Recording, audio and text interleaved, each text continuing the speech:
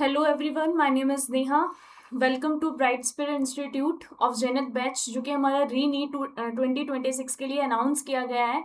इसके अंदर हम आपको पूरा सिलेबस बहुत शॉर्ट और स्वीट तरीके से और सारी चीज़ें कवर करते हुए हम आपको इसमें पढ़ाएंगे। ठीक है, आई होप आप लोगों की पढ़ाई बहुत अच्छी चल रही होगी। नेक्स्ट जो हमारा ये नेचर बैच है बेटा, ये नीट यूजी 2027 के लिए है। इसके अंदर मैं आपको थोड़ा सा बता देती हूँ, इसका इंट्रोडक्शन दे देती हूँ, ये किस बारे में है और इसके अंदर क्या आपको बेनिफिट्स मिलेंगे। ये इसके अंदर हम क्या कराएंगे, 10 मंथ में हम आपको पूरा सिलेबस करा देंगे। ठीक है, और 6 घंटे का शेड्यूल होगा जिसके अंदर फिजिक्स, केमिस्ट्री, बायोलॉजी तीनों के तीनों आपके आएंगे। वीकली आपके टेस्ट होंगे, जो आपने वीक में पढ़ा है उसको एनालाइज करने के लिए खुद को आपका वीकली टेस्ट भी लिया जाएगा। उसके साथ साथ आपके मॉक टेस्ट भी होंगे फुल सिलेबस का। ठीक है, 20 मॉक टेस्ट आपको पूरे दिए जाएंगे। डीपीपीज दी जाएगी with each lecture and video solution दिए जाएंगे आपको। चैप्टर वाइज डायनामिक एक्सरसाइज भी होगी इसके अंदर। 2 टाइम रिवीजन होगा विद माइंड मैप। ठीक है, रेगुलर लाइव सेशंस होंगे फॉर स्टडी मोटिवेशंस के लिए। और इसकी क्या रहेगी, पर ईयर 16,000 इसकी फीस है बेटा। बहुत अच्छा और बहुत कम पैसों में आपको इतने सब बेनिफिट्स मिल रहे हैं। एट द एंड सब लोग यही देखते हैं ना कि हमको पढ़ने में अच्छा इंस्टीट्यूट मिले और उसके पैसे थोड़े कम हो। ठीक है, तो वो चीज़ आपकी यहाँ पे आपको मिलेगा सब चीज़। ठीक है, नेक्स्ट जो हम देखते हैं वो आज का जो टॉपिक है, ठीक है, वो है रिप्रोडक्टिव हेल्थ। बेटा रिप्रोडक्टिव हेल्थ आप जैसे पीछे पढ़ के आए हो, ह्यूमन रिप्रोडक्शन, ठीक है, उसके बाद रिप्रोडक्टिव हेल्थ आता है। थोड़ा थोड़ा इस चीज से मैं रिलेट करते हुए चलूंगी। जिस बच्चों ने वो क्लास देखी होगी उसके लिए मतलब 30% ये चैप्टर बहुत ज्यादा रिलेट करेगा उससे ना। जिसने नहीं देखी है पहले जाओ और उसको देख के आओ बेटा, वो बहुत इंपॉर्टेंट क्लास है। वो देखी है तो फिर आप इसको अच्छे से समझोगे कुछ चीजों को। ठीक है, ये क्लास आपकी जल्दी खत्म हो जाएगी, इसमें इतना कुछ वेटेज है नहीं, बट नीट के क्वेश्चंस इससे बहुत ज्यादा बनते हैं। ठीक है, बहुत ज्यादा मतलब रिपीटिवली बनते हैं इसके अंदर क्वेश्चंस ना। हर साल इसके अंदर से 3 से 4 क्वेश्चंस देखे गए हैं। ठीक है, इस क्लास को मैं मैक्स बेटा 1 से 1.5 घंटा देना चाहूंगी। ठीक है, इससे ज्यादा नहीं इस क्लास में। ठीक है, जितना होगा आपको, अब देखो 1-1.5 घंटे में 3 से 4 क्वेश्चंस आपके कवर हो रहे हैं। इसका मतलब कितना इंपॉर्टेंट है ये 1-1.5 घंटा। अटेंटिव होके पढ़ो, अच्छे से पढ़ो इसको। मेन मैंने इसके अंदर एनसीईआरटी कवर की है, साइड में एनसीईआरटी खोल के बैठो। ये नोट्स तो आपके पास रहेंगे ही रहेंगे, लेकिन एनसीईआरटी खोल के बैठो। इसके अंदर लाइन टू लाइन क्या है, पूरी एनसीईआरटी का आपको मैंने लिख रखा है, पूरी ना सारी चीजें एनसीईआरटी की लिख रखी है। ठीक है, इसके अंदर हम क्या पढ़ेंगे, सबसे पहले क्या चीज पढ़ेंगे, हम रिप्रोडक्टिव सिस्टम पढ़ेंगे। ठीक है, कैसे क्या होता क्या है, रिप्रोडक्टिव हेल्थ क्या होती है। ठीक है, सेफ सेक्स के बारे में पढ़ेंगे। ठीक है, मेंटल इमोशन वेलबींग और रेगुलर चेकअप्स, ये सब मतलब awareness, choices, responsibilities, pregnancy and maternal health के बारे में पढ़ेंगे। सेक्सुअल ट्रांसमिटेड डिजीज के बारे में पढ़ेंगे, इन्फेक्शंस के बारे में पढ़ेंगे। कॉन्ट्रासेप्शंस एंड फैमिली प्लानिंग के बारे में पढ़ेंगे। मेंस्ट्रुअल हेल्थ के बारे में पढ़ेंगे। पॉवर्टी एडोलसेंट हेल्थ के बारे में पढ़ेंगे। इन सब चीजों के बारे में आपको पढ़ेंगे। इन ही चीजों के बारे में क्वेश्चंस बने हैं। ठीक है, आपके डाटा बेस्ड क्वेश्चन बने हैं नीट के अंदर, इसके अंदर सीधा सीधा। ठीक है, बिल्कुल भी मिस करना मत करना। ठीक है, अच्छे से पढ़ो। और अभी हम स्टार्ट करते हैं। सबसे पहले रिप्रोडक्टिव हेल्थ होता क्या है, ये रिप्रोडक्टिव हेल्थ। ठीक है, health reproductive organs with normal functions. ठीक है, हेल्दी रिप्रोडक्टिव ऑर्गन्स होते हैं जो विद नॉर्मल फंक्शंस। ठीक है, नॉर्मल फंक्शंस है।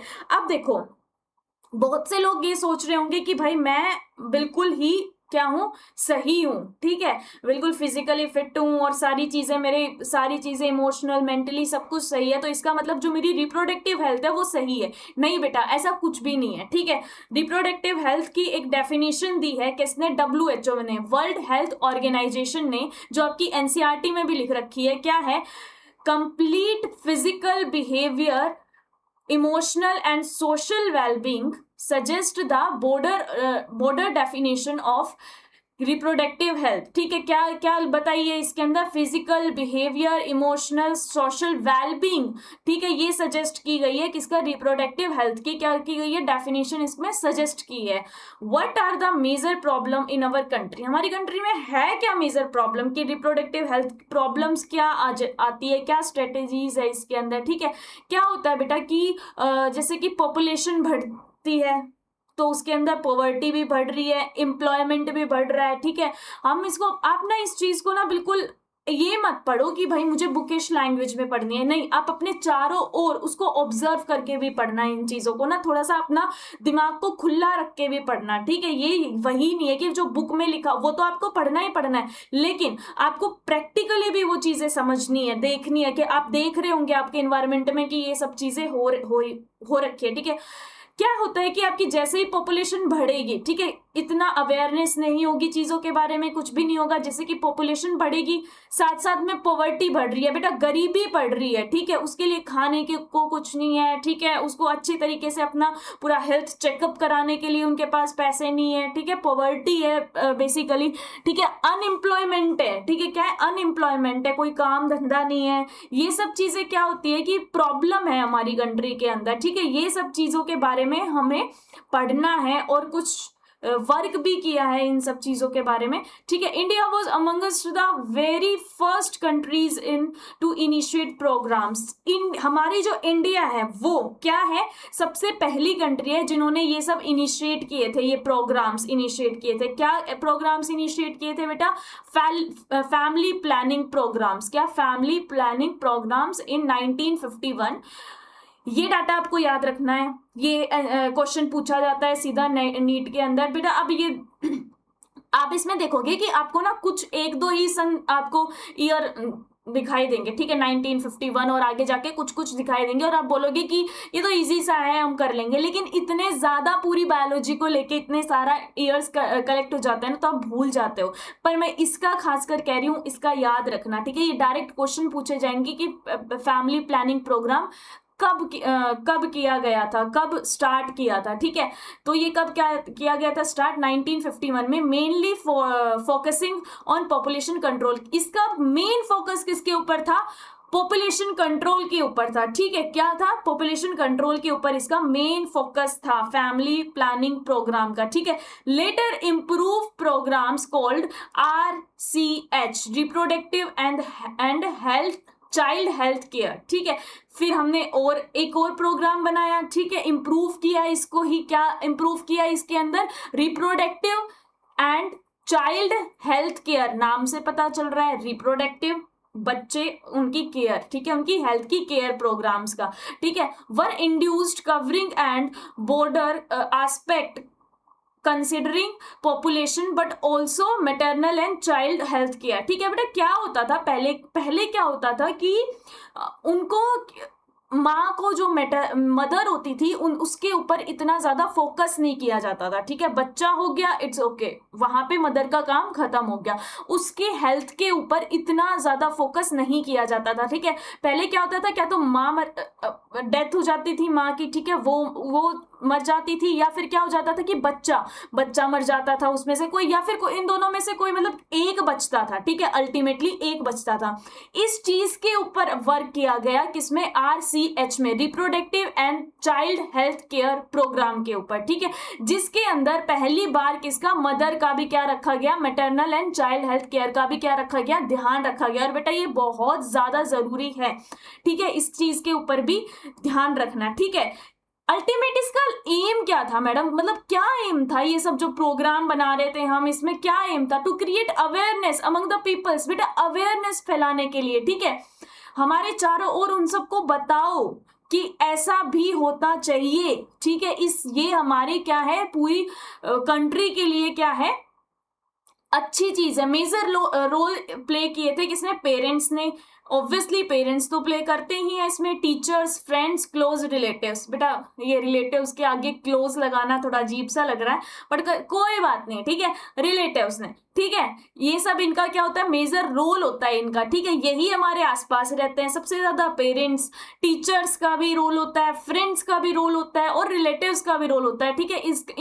इनके अंदर भी अवेयरनेस फैलाओ और ये भी अवेयरनेस फैलाए। RCH क्रिएट्स अवेयरनेस बाय, ठीक है, किस किस तरीके से इन्होंने अवेयरनेस फैलाई थी, वो क्या है, with the help of audio virtual programmes and print media, government and non government created awareness. इन्होंने क्या किया था, ऑडियो वर्चुअल से, ठीक है, ऑडियो से अपने प्रोग्राम के बारे में बताया, ठीक है, प्रिंट करके मीडिया को, माउथ टू माउथ जिसको बोलते हैं ना, वो भी किया, प्रिंट मीडिया से भी किया, गवर्नमेंट ने भी किया था और एनजीओज ने भी किया था, नॉन गवर्नमेंट ने भी क्या किया था, इसके अंदर अवेयरनेस क्रिएट की थी, ठीक है। Sex education should be promoted in school, ठीक है, स्कूल्स के अंदर बेटा सेक्स एजुकेशन देने लग गए थे।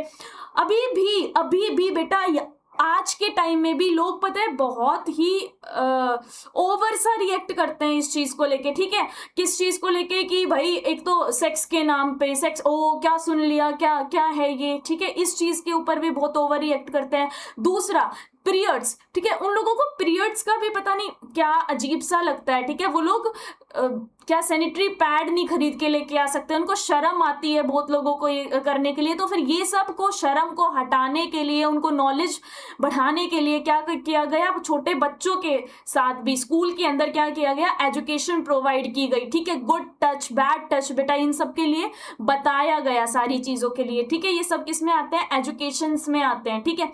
People should be aware of STD, sexual transmitted disease, sex crimes और सेक्सुअल अब्यूजेस, ठीक है, लोगों को किसके लिए जागरूक किया गया, सेक्सुअल ट्रांसमिटेड डिजीज के बारे में, ठीक है, वो कैसे फैलने से रोके, वो कैसे फैलती है, इन सब चीजों के लिए जागरूक किया गया था, सेक्स क्राइम्स के लिए जागरूक किया था, सेक्स अब्यूजेस वही मैंने आपको बताया, गुड टच बैड टच, इन सब चीजों के लिए क्या था, पूरा अवेयर किया गया था कि किस तरीके से आप इन सब चीजों को देख रहे हो, बस देखते मत रहो, उसको रोको भी, ठीक है, और ये चीजें इस टाइम पे होती है, ठीक है। नेक्स्ट हमने क्या देखा, gender equality should be there, equal rights to be given to male and female, any gender और एनी जेंडर, ठीक है, gender equality should be there, ठीक है, यहाँ पे होनी चाहिए, जेंडर इक्वेलिटी होनी चाहिए, जो कि आज के टाइम तक बहुत से हिस्सों में, बहुत से इंडिया के बहुत से जगह पर जेंडर इक्वेलिटी नहीं हो पाई है, ठीक है, बिल्कुल भी नहीं हो पाई है बेटा।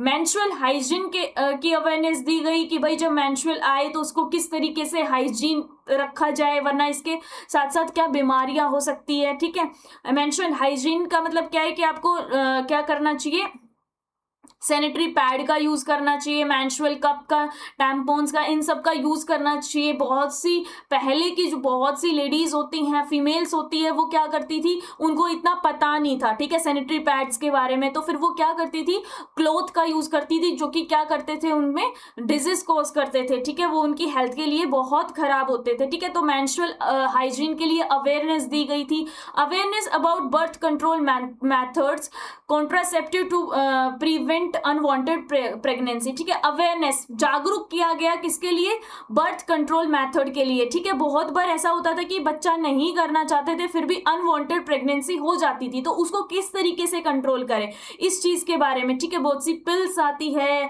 बहुत से मेथड्स है जिनसे क्या कर सकते हैं, हम आगे पढ़ेंगे, इस चीज को डिटेल में पढ़ेंगे कि किस तरीके से हम इसको क्या कर सकते हैं, कंट्रोल कर सकते हैं। इस चीज के बारे में उनको बताया गया कि बेटा मतलब इस चीज के लिए आप ये चीज यूज करो, मतलब मैं आपको पढ़ाऊंगी आगे, ये चीज यूज करो तो फिर आपका इन सब में अनवांटेड प्रेगनेंसी रुक सकती है, ठीक है। Research should be promoted in field, ठीक है, रिसर्च क्या हो गई थी, प्रमोट हो गई थी पूरे फील्ड में, एरिया के अंदर, ठीक है। अब देखो क्या हो गया था, research was promoted, a new oral contraceptive pill Saheli was developed by CDRI Lucknow. बहुत इंपॉर्टेंट है, अगेन स्टार मार्क कर लेना इसको, जो मैंने कर रखा है यहाँ पे, नीट में पक्का क्वेश्चन बना है और बन सकता है आगे, ठीक है। क्या होता है कि रिसर्च की गई, प्रमोट किया गया कि ओरल कॉन्ट्रासेप्टिव पिल्स होती है, जो कि किसमें की थी, ये अनवांटेड प्रेगनेंसी को रोकने के लिए, इसका नाम है सहेली, जो कि बहुत ही फेमस एक पिल है, ठीक है, जिसके इतने कोई साइड इफेक्ट नहीं है बेटा, साइड इफेक्ट नहीं है इसके बिल्कुल भी। और ये क्या किसने डेवलप की थी? Central drug research institute Lucknow ने, ठीक है, किसने डेवलप की थी? सेंट्रल ड्रग रिसर्च लखनऊ ने इसको क्या किया था? डेवलप किया था सहेली को, जिसके बारे में हम आगे डिटेल में पढ़ेंगे, ठीक है। Emphasis of post natal care of mother as well as baby after giving birth, ठीक है। क्या होता है? बेबी मतलब कि डिलीवरी होने के बाद, ठीक है, डिलीवरी होने के बाद मदर की केयर करना, क्या करना? मदर की भी केयर करना और एज वेल एज बेबी की भी केयर करना। जैसा मैंने अभी आपको बताया, पहले के टाइम में क्या होता था कि उनको सिर्फ बच्चे से मतलब होता था, ठीक है, हमारा बच्चा हो गया, that's it, mother is like ठीक है, वो हो जाएगी, वो उसी अपने हाल पे छोड़ देते थे उसको, कुछ टाइम बाद उससे सारा काम कराने लग जाते थे सब कुछ। लेकिन नहीं, उनको अवेयर किया गया कि उस टाइम पे उसकी जो बॉडी है उसके अंदर बहुत सारे हार्मोनल चेंजेस होते हैं, ठीक है, काफी चीजों का लॉस होता है, तो उस जगह उसकी भी क्या करी जाए? केयर करी जाए, ठीक है। इन सब के बारे में बताया गया कि आप बच्चे की भी केयर करो और मदर की भी केयर करो उस जगह, ठीक है। Awareness on breast feeding, breast feeding के बारे में बताया गया है कि सबसे ब्रेस्ट फीडिंग बहुत जरूरी है बच्चे के लिए। बहुत सारी एंटीबॉडीज में एंटीबायोटिक होती है उसके अंदर, मैंने पिछले चैप्टर में बताया था आपको सारी चीजें, ठीक है, क्या क्या होता है ये मतलब कोलेस्ट्रॉल के बारे में सब चीजें मैंने बताया था। इस चीज के बारे में क्या किया गया? अवेयरनेस किया गया। मैसिव चाइल्ड इम्यूनोस्टेशन सॉरी बेटा, promoted vaccination on large scale, ठीक है, वैक्सीनेशन होने लग गई, ठीक है, लार्ज स्केल के ऊपर क्या होने लग गई? वैक्सीनेशन होने लग गई, ठीक है। फिर उसके बाद क्या हुआ? एमिनोसेंटेसिस, ठीक है, एमिनोसेंटेसिस मैंने आपको पीछे बताया था ना, ये क्या होती है? कवरिंग होती है किसकी? जो बेबी होता है ना उसके बाहर, यहाँ पे मदर के बाहर वाली क्या होती है? कवरिंग होती है। उसमें क्या लगाया गया? स्ट्रिंजेस लगाए गए फॉर सेक्स डिटर्मिनेशन के लिए। Dissolve plus foetal cells dissolve substances plus foetal cell, इसको क्या बोलते हैं? एमिनोटिक फ्लूइड बोलते हैं, ठीक है। ये जो कि बैन कर दिया गया बेटा। ये सेक्स डिटर्मिनेशन पहले लोग करवा लेते थे पता कि कैसे क्या होता है, ठीक है। उसके बाद हमने ये क्या कर दिया? बैन कर दिया, ठीक है। ये बहुत गलत है, ये इंडिया में बैन कर रखा है ये अभी, पहले नहीं था बैन, इसलिए जब भी लड़की होती थी तो उसको क्या करा देते थे? अबॉर्ट करा देते थे, ठीक है।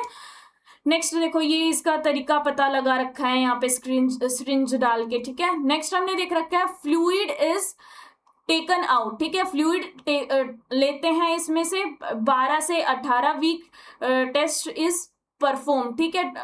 12 वीक तक क्या करते हैं? टेस्ट को परफॉर्म करते हैं। टेस्ट फॉर जेनेटिक डिसऑर्डर, ये क्या किस लिए टेस्ट होता है? ये जेनेटिक डिसऑर्डर के लिए होता है, जिसके अंदर डाउन सिंड्रोम है, यानी हीमोफीलिया है, सिकल सेल एनीमिया, इन सब का क्या हो जाता है? पता लगाने के लिए था। लेकिन कुछ लोग इसका सब मिसयूज भी करते थे actually for sex determination. Increase cases of female foeticide, ठीक है, क्या हो जाता था? फीमेल्स अगर होती थी तो फिर उनको ज्यादा मार देते थे, ठीक है, इंक्रीज केसेस बढ़ते गए, ठीक है। फिर क्या कर दिया? इसको बैन कर दिया, फॉर सेक्स डिटर्मिनेशन को बैन कर दिया, ठीक है। नेक्स्ट क्या आता है? यूज ऑफ कॉन्ट्रासेप्टिव, ठीक है, यूज किया करना चाहिए कॉन्ट्रासेप्टिव का बर्थ कंट्रोल के लिए, ठीक है। नेक्स्ट हमने क्या देखा कि successive implementation for above will require, ठीक है। better in infrastructure, maternal availability, expect doctors और नर्स, ठीक है। एक्सपर्ट डॉक्टर और नर्स से क्या दिखाना चाहिए इसको, ठीक है। मैटरनल अवेलेबिलिटी होनी चाहिए। इन सब में क्या होती है? रिक्वायर होती है इम्प्लांटेशन जब भी हम कराते हैं तब, ठीक है। इनका बेटर इंफ्रास्ट्रक्चर होना चाहिए पूरा, ठीक है। अभी हम देखते हैं पॉपुलेशन ग्रोथ को, ठीक है। क्या देखते हैं? पॉपुलेशन ग्रोथ को। क्या हो गया कि population growth is growing with an alarming rate, ठीक है, बहुत ही ज्यादा ही रेट पे क्या बढ़ती जा रही है? पॉपुलेशन बढ़ती जा रही है, ठीक है, इंडिया के अंदर as well as worldwide के अंदर, ठीक है। अभी हमने देखा कुछ डाटा देखा इसका, ठीक है। इंडिया के अंदर इंडिपेंडेंस के टाइम पे क्या थी कि 350 मिलियन थी, ठीक है। फिर उसके बाद 2000 ईयर के अंदर क्या पहुंच गई, क्लोज टू 1 बिलियन पहुंच गई। और फिर हमने वापस से रेशो देखा 2011 में 1.2 बिलियन पहुंच गई है ये, ठीक है। तो फिर ये बढ़ गया है रेशो इसका, ठीक है। नेक्स्ट हमने देखा कि वर्ल्ड के अंदर 1900 के अंदर 2 बिलियन थी, देन 2000 में 6 बिलियन और 2011 में 7.2 बिलियन। याद रखना है ये रेशो, आपने एनसीईआरटी में ये आपका रेशो दे रखा है, मतलब आपको याद रखना है ये, ठीक है। ये वाला रेशो 2000 में कितना था, 2011 में कितना था, वर्ल्ड में और इंडिया में, दोनों के अंदर आपको याद रखना है ये, ठीक है। नेक्स्ट हम देखते हैं population of any country is affected by, कोई भी पॉपुलेशन है वो किससे अफेक्ट होती है पूरी कंट्री के अंदर, ठीक है। सबसे पहले बर्थ रेट और नेटेलिटी, ठीक है। नेटेलिटी होती क्या है बेटा, देखो नंबर ऑफ न्यू बोर्न्स, ठीक है, पर 1000 इंडिविजुअल्स पर ईयर, ठीक है। नए जो भी न्यू बोर्न्स होते हैं ना, जैसे जैसे नेटेलिटी बढ़ेगी पॉपुलेशन भी बढ़ेगी, ठीक है। बच्चे होंगे पॉपुलेशन बढ़ेगी, ठीक है। सीधा सा है, नेटिलिटी मतलब न्यू बोर्न्स, ठीक है, नंबर ऑफ न्यू बोर्न्स, ठीक है। डेथ रेट और मोर्टेलिटी, मोर्टेलिटी का मतलब क्या होता है, डेथ रेट, ठीक है, नंबर ऑफ डेथ्स पर 1000 पर ईयर, ठीक है। मोर्टेलिटी बढ़ेगी पॉपुलेशन कम होगी, ठीक है। जैसे जैसे डेथ होगी पॉपुलेशन क्या होगी, कम होगी इसमें भी, ठीक है। नेक्स्ट क्या आ जाएगा, मैटरनल मोर्टेलिटी रेट, ठीक है। Death rate of new mother, ठीक है, क्या हो जाएगी इसके अंदर, डेथ रेट कितना, न्यू मदर की क्या डेथ रेट है। Infant mortality rate, death rate of newborn babies, ठीक है। people of reproducing age capable for reproducing and contributing to population।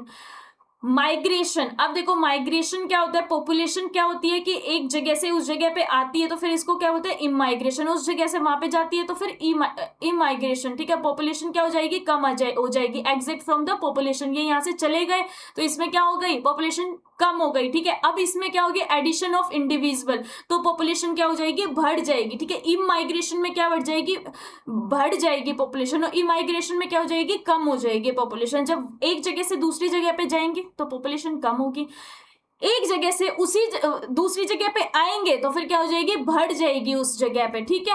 अब देखते हैं कॉन्ट्रासेप्टिव मेथड्स, जो कि बहुत ज्यादा इंपॉर्टेंट है बेटा आपका ये, ठीक है। इससे पहले आपने क्या देखा, आपका पूरा पॉपुलेशन का देखा, नेटिलिटी देखा, मोर्टेलिटी देखा, ठीक है, MMR देखा, मैटरनल मोर्टेलिटी रेट देखा है, IMR देखा है, इन्फेंट मोर्टेलिटी रेट देखा है, पीपल ऑफ रिप्रोड्यूसिंग एज देखी है आपने, माइग्रेशन देखा है आपने, ग्रोथ देख ली आपने पॉपुलेशन की, क्या होती है 2000 में कितनी थी, इंडिया के अंदर 1 बिलियन थी और 2011 में बढ़ के कितनी हो गई, 1.2 बिलियन हो गई, ठीक है। वर्ल्ड में 2000 में कितनी थी, 6 बिलियन थी, 2011 में बढ़ के कितनी हो गई है, 7.2 बिलियन हो गई है, ठीक है।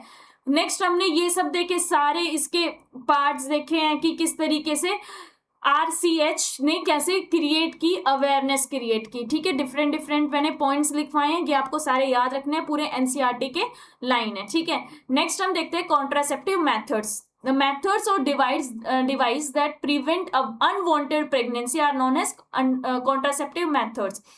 अनवांटेड प्रेगनेंसी को रोकने के लिए कुछ मेथड्स और कुछ डिवाइस यूज किए गए हैं, उसको हम क्या बोलते हैं, कॉन्ट्रासेप्टिव मेथड्स बोलते हैं, ठीक है। इसके अंदर क्या आता है, प्रिवेंट टू कंसीव और प्रेगनेंसी को रोकने के लिए कुछ प्रॉपर्टीज है इसकी, वो क्या क्या है।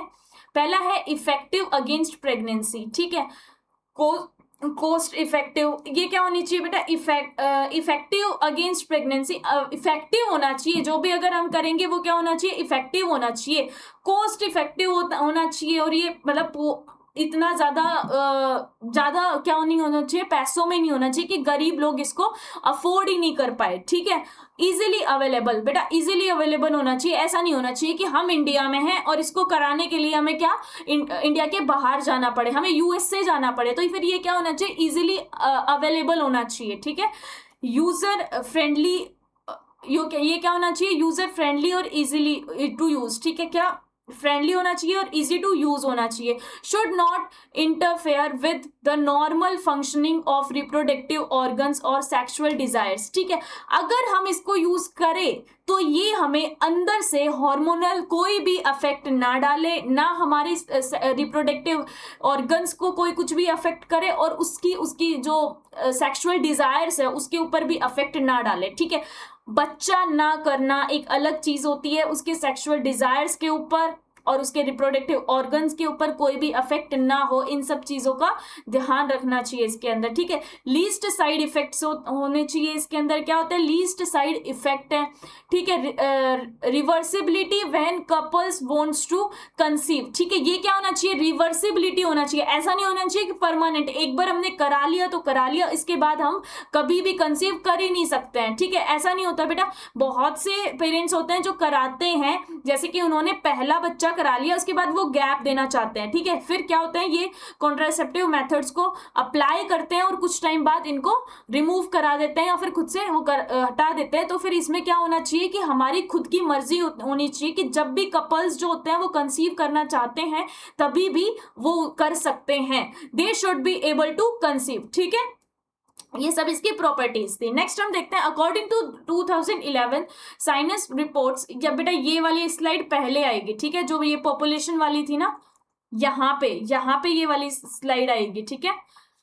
कि अब पढ़ लेते हैं, कोई बात नहीं। According to 2011 census reports our population growth rate was less than 2%, ठीक है। 2011 में जो रिपोर्ट आई है थी तो उसमें क्या बताया था कि जो हमारी पॉपुलेशन रेट है ना वो 2% क्या आई है, कम करके आई है, ठीक है। अप्रोक्स 20 और less new individual are added, ठीक है। क्या हुई है, एडेड हुआ है पर 1000 individual every year, okay. How to control population growth rate, ठीक है। कैसे हम कंट्रोल कर सकते हैं पॉपुलेशन ग्रोथ रेट को, ठीक है। सेवरल इनिशिएटिव बाय गवर्नमेंट, कुछ इनिशिएटिव उठाने पड़े गवर्नमेंट को, ठीक है, जैसे कि उन्होंने उठाए हैं, ठीक है। Initiative given to a small family, small family के लिए क्या इनिशिएटिव दिए गए, वन चाइल्ड नॉर्म, ठीक है। उन्होंने कुछ स्लोगन्स दिए थे, ठीक है, प्रमोट करने के लिए कि हमें क्या करनी चाहिए, जो हमारी पॉपुलेशन है उसको कम करना चाहिए, उसके लिए उन्होंने कुछ स्लोगन्स दिए थे। जिस तरीके से क्या दिए थे, हम दो हमारे दो, छोटा परिवार सुखी परिवार, ये सब क्या था, गवर्नमेंट के थ्रू क्या दिए गए थे, स्लोगन्स दिए गए थे उनके अंदर अवेयरनेस बढ़ाने के लिए, ठीक है, और पॉपुलेशन को क्या करने के लिए, ग्रोथ को कंट्रोल करने के लिए, ठीक है। मैरिजेबल एज, ठीक है, जो मैरिज की जो एज है वो उसको क्या कर देना चाहिए, बढ़ा देना चाहिए। एटलीस्ट मेल की 21 ईयर्स कर देनी चाहिए, फीमेल्स की 18 ईयर्स कर देनी चाहिए। बेटा जब छोटे होंगे, ना समझ होंगे, तो फिर उनमें नहीं होगी उतनी अकल, तो फिर क्या होगा, उस जगह पे क्या होगा, पॉपुलेशन ग्रोथ बढ़ेगी ही। तो फिर इनको पूरी नॉलेज देने के बाद ही उनकी शादी करनी चाहिए, ठीक है। यूज ऑफ कॉन्ट्रासेप्टिव प्रमोटेड, ठीक है। कॉन्ट्रासेप्टिव को क्या करना चाहिए, प्रमोट करना चाहिए, उनको बताना चाहिए कि कॉन्ट्रासेप्टिव होती क्या है, इसको कैसे यूज करते हैं, जो मैंने आपको पीछे बताया अभी कॉन्ट्रासेप्टिव्स के बारे में, ठीक है। नेक्स्ट वो स्लाइड दोबारा आ गई फिर से, ठीक है, ये दोबारा आ रखी है स्लाइड्स, ठीक है। अब देखते हैं हम कॉन्ट्रासेप्टिव मेथड्स, ठीक है, क्या मेथड्स है कॉन्ट्रासेप्टिव के, ठीक है। इसके अंदर दो आते हैं, पहला टेम्परेरी मेथड आता है, दूसरा परमानेंट मेथड आता है, ठीक है। पहले हम पढ़ते हैं सबसे पहले टेम्परेरी मेथड्स, ठीक है। ये परमानेंट मेथड्स में क्या आ जाएगा, पुअर रिवर्सिबिलिटी होती है, बहुत ही पुअर रिवर्सिबिलिटी होगी, वैसोटोमी और ट्यूबेक्टोमी, ठीक है। हम बोलते हैं रिवर्सिबिलिटी गुड किसके अंदर होती है, ठीक है, किसके अंदर हम रिवर्सिबिलिटी कर सकते हैं। पहला होता है नेचुरल मेथड, कौन सा है, नेचुरल मेथड। दूसरा बैरियर मेथड, केमिकल मेथड, ठीक है, IUDS और IUCDS, oral contraceptives, implants and injectable. इन सब के बारे में हम एक एक करके पढ़ते हैं अब, ठीक है। सबसे पहले क्या आता है हमारा टेम्परेरी मेथड का नेचुरल मेथड, क्या आता है, नेचुरल मेथड। ये क्या होता है, without using any device these naturally prevent of chances meeting sperm and ovum. कोई भी डिवाइस यूज किए बिना हम नेचुरली स्पर्म और ओवा की मीटिंग को रोकना, ठीक है, रोक सकते हैं इसको क्या बोलते हैं हम, नेचुरल मेथड्स। इसके अंदर क्या होता है, पहला सेफ पीरियड, फिर क्या रिदम पीरियड और कैलेंडर मेथड, ठीक है। ये सब क्या होता है इसमें, जो कि बहुत से यूज करते हैं, ठीक है। मेनली जो पॉपुलेशन होती है, वो जिनको नॉलेज है वो यही यूज करते हैं। इसके अंदर क्या होता है, Corpus should avoid coitus sexual intercourse between day 10 to day 17 of menstrual cycle as chances of fertilization is highest during this time since it is the fertile period। इसको क्या बोलते हैं हम, fertile period बोलते हैं। मैंने आपको रिप्रोडक्शन वाले, ह्यूमन रिप्रोडक्शन वाले चैप्टर में याद करो बताया था, जब मैंने मेंस्ट्रुअल साइकिल कराई थी तब बताया था कि ओव्यूलेशन के जो मेन जो टाइम होता है वो क्या होता है, 10 से और 17 तारीख, मतलब 17 जो बीच के जो दिन होते हैं ना, ये क्या होता है, मेन होता है। इसके अंदर इंटरकोर्स होता है तो फिर प्रेगनेंसी के चांसेस ज्यादा होते हैं, ठीक है। इस टाइम में क्या कर सकते हैं, अवॉइड कर सकते हैं। जो कपल्स होते हैं वो इंटरकोर्स करना क्या कर सकते हैं, अवॉइड कर सकते हैं, ठीक है। और इसी पीरियड को हम क्या बोलते हैं, फर्टिलिटी पीरियड बोलते हैं। अभी हम नेक्स्ट देखते हैं इसके अंदर क्या होता है, कॉन्सेप्ट क्या है इसके अंदर। जो ओवा होता है वो सरवाइव करता है अप्रोक्सीमेटली 1 दिन के लिए, 24 आवर्स के लिए क्या करता है, सरवाइव करता है। ये sperm up to 3 days, 3 days तक स्पर्म क्या कर सकता है, सरवाइव कर सकता है। हमारी जो मेंस्ट्रुअल साइकिल चली थी वो 28 डेज की चली थी, ऊपर नीचे 2 दिन हो सकते हैं, ठीक है। ये फिक्स डेटा नहीं है वैसे तो, पर बुक में ऐसा लिख रखा है। तो उसमें क्या देखा था हमने, 26 डे पे जो होता है वो 12th ओवुलेशन होता है, 28 पे 14th ओवुलेशन होता है, 30 डे पे 16 ओवुलेशन होता है। तो फिर वो अपना काउंट करके लिख देते हैं। यहाँ पे हमने 10 से स्टार्ट किया है बेटा, यहाँ पे हमने 9 से स्टार्ट क्यों नहीं किया, क्योंकि फिर क्या नहीं होता, 9 से करते तो फिर क्या होता 9, 10, 11, यहीं पे आके क्या हो जाता, ओवुलेशन नहीं हो पाता, ठीक है। तो हमने 10 से स्टार्ट किया तो 3 दिन स्पर्म रहेगा ना, तो फिर क्या होगा, 10, 11, 12 को ओवुलेशन हो जाएगा। फिर हमने 12 को अगर वहां पे क्या हुआ, इंटरकोर्स हुआ, तो फिर क्या हो जाएगा, 14 को हो जाएगा, 14 को हुआ तो 16 को हो जाएगा, ठीक है। इस तरीके से क्या है कि हम कैलेंडर से पता लगा सकते हैं ये सब चीजें, और इस टाइम पे हम क्या कर सकते हैं, अवॉइड कर सकते हैं, ठीक है। नेक्स्ट है, on these mention date if the sperm is available, ova also available, high chances of pregnancy. इन सब में क्या होता है कि स्पर्म भी अवेलेबल होता है, ओवा भी अवेलेबल होता है, तो फिर क्या होती है, हाई चांसेस होते हैं किसके, प्रेगनेंसी के, ठीक है। नेक्स्ट हमारा जो सेकेंड मेथड आता है जो कि नेचुरल का होता है वो है कॉइटस इंटरप्चर और विड्रॉल मेथड, ठीक है। ये इसमें हाईएस्ट फेलियर रेट होता है, ये हाईएस्ट फेलियर रेट होता है किसका, प्रेगनेंसी का। इसके अंदर क्या होता है, if male partner withdraws penis just before ejaculation that means no insemination no sperm, ठीक है। क्या होगा कि जैसे ही क्या करेगा, इन वहां पे वो अपना जो इजेकुलेशन से जस्ट पहले क्या कर लेगा, अपना पीनिस विड्रॉल कर लेगा, बाहर कर लेगा, तो फिर इसका मतलब क्या होगा ना, वेजाइना में क्या गया, स्पर्म गया, तो फिर प्रेगनेंसी होगी ही नहीं, ठीक है। इसको क्या बोलते हैं, विड्रॉवल मेथड बोलते हैं, जिसके अंदर प्रेगनेंसी के होने के चांसेस सबसे ज्यादा होते हैं, ठीक है। नेक्स्ट हमारा होता है लैक्टेशनल मिनोरिया, ठीक है। क्या होता है कि ए मतलब एब्सेंस, ठीक है, और मिनोरिया मतलब मेंस्ट्रुअल साइकिल, और लैक्टेशन मतलब लैक्टेशनल। अगेन ये मैंने आपको ह्यूमन रिप्रोडक्शन में बताया था कि इस बारे में, ठीक है। During infant lactating phase all events of menstrual cycle stop, ठीक है। जब भी लैक्टेशन फेज रहता है कि तो सारा जो भी इवेंट होता है मेंस्ट्रुअल साइकिल का वो बंद होता है, यानी कि नो ओवुलेशन, कोई भी ओवुलेशन नहीं होता है, तो फिर प्रेगनेंसी भी नहीं होती है, ठीक है। Effective maximum up to 6 month, क्या होता है, ये 6 मंथ के लिए होता है, ठीक है। लैक्टेशन बेटा इसका क्या कॉन्सेप्ट है, हमारा क्या होता है कि ये जो हाइपोथैलेमस है वो क्या बनाती है, वो क्या करती है, एंटीरियर पिट्यूटरी के ऊपर एक्ट करती है। ये क्या करेगी, प्रोलैक्टिन रिलीजिंग हार्मोन, ठीक है। ये क्या सिक्रीट करता है, प्रोलैक्टिन रिलीजिंग हार्मोन सिक्रीट करता है, ठीक है। ये एंटीरियर पिट्यूटरी है, ये किस पे एक्ट करेगी, उसके बाद प्रोलैक्टिन के ऊपर, ठीक है। जब प्रोलैक्टिन ही नहीं होगा वो नेगेटिव इफेक्ट भेजेगा, जब प्रोलैक्टिन ही मतलब नेगेटिव इफेक्ट भेजेगा उसके ऊपर, तो फिर जीएनआरएच भी नहीं बनेगा, गोनेडो रिलीजिंग हार्मोन, एफएसएच भी नहीं बनेगा, एलएच भी नहीं बनेगा। तो फिर जब एफएसएच नहीं बना है तो कोई भी फॉलिकल भी नहीं बनेगा, ठीक है। तो फिर फॉलिकल ही नहीं बना है तो आपकी एंडोमेट्रियम भी नहीं बनेगी, ठीक है। फॉलिकल किसको करता है, किसको बनाता है फॉलिकल, आपका एस्ट्रोजन को बनाता है, ठीक है। और एस्ट्रोजन क्या बनाती है, आपकी एंडोमेट्रियम बनाती है, ठीक है। जब एंडोमेट्रियम ही नहीं बनेगी तो फिर आपका ओवुलेशन ग्रोथ नहीं होगा, ठीक है। उसके बाद नेक्स्ट आपका आता है बैरियर मेथड, ठीक है। हम देखते हैं बैरियर मेथड के अंदर, are the device that are used to prevent physically mating of sperm and ova by creating a barrier. बेटा देखो बैरियर का मतलब ही आप समझ रहे हो दीवार, ठीक है, दीवार, बैरियर का मतलब ही दीवार है, ठीक है। अब क्या होता है कि जब हम एक बैरियर ही लगा देंगे जिसमें से स्पर्म और ओवा की क्या हो जाएगी, इधर स्पर्म है इधर ओवा है, यहाँ पे हमने बैरियर लगा दिया और हमने उसको आपस में मीट ही नहीं करने दिया, तो फिर क्या होगा, नहीं होगा, उसके प्रेगनेंसी नहीं होगी फिर, ठीक है, ओवुलेशन के टाइम पे नहीं होगा, ठीक है। तो इसका एग्जाम्पल क्या आ जाएगा, कॉन्डम्स आ जाएगा, सर्विकल कैप्स आ जाएगी, डायफ्राम्स आ जाएंगे और वॉल्स आ जाएंगे, ठीक है। सबसे पहले हम पढ़ते हैं कॉन्डम्स के बारे में, ठीक है। Are the made of thin rubber latin and available for both male and females partner, ठीक है, as well as male and female partners, ठीक है बेटा। ये मेल और फीमेल दोनों के लिए अवेलेबल होते हैं, ठीक है, कॉन्डम्स, ठीक है। मेल्स के अंदर क्या होता है, in males it covers the पीनस, पीनस को कवर करते हैं, ये इस तरीके का क्या होता है, कॉन्डम होता है मेल्स के लिए।